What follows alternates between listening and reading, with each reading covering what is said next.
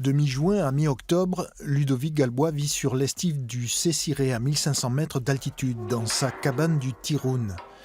6 jours sur 7, il surveille son troupeau, déplace les bêtes d'un package à l'autre, surveille les blessures.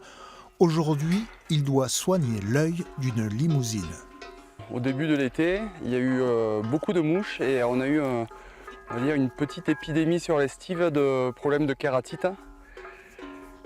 C'est les mouches qui transportent les bactéries d'une à l'autre et donc ça fait les vaches ont un voile blanc sur l'œil et elles perdent progressivement la vue jusqu'à perdre l'œil.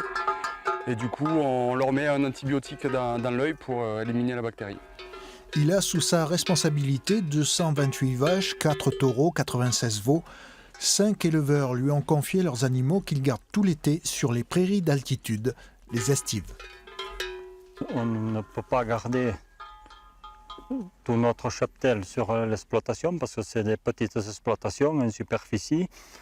Et l'estive est importante parce que ça nous permet de pouvoir faire le fourrage l'été pour avoir les réserves pour l'hiver. Les estives sont un élément indispensable pour les 10 000 exploitants du massif. Plus de la moitié les utilisent, mais ce système est mis en péril car près des villages, le prix des terrains ne cesse d'augmenter et ce n'est pas leur seul souci.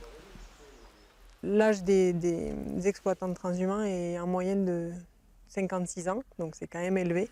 Et on a un vrai problème sur le renouvellement des générations.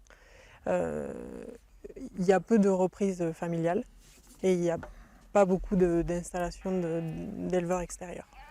Autre problème, l'ours en particulier, et les prédateurs en général.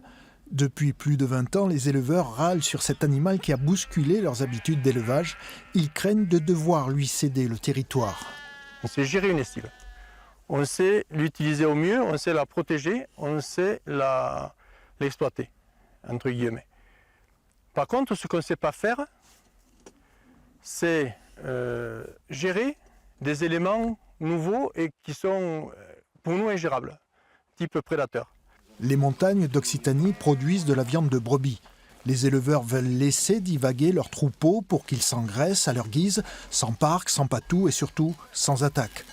Alors ils se tournent vers les décideurs car ils financent un plan ours de 33 millions d'euros et dans le même temps assurent, grâce à des subventions, plus de 50% des revenus des agriculteurs montagnards.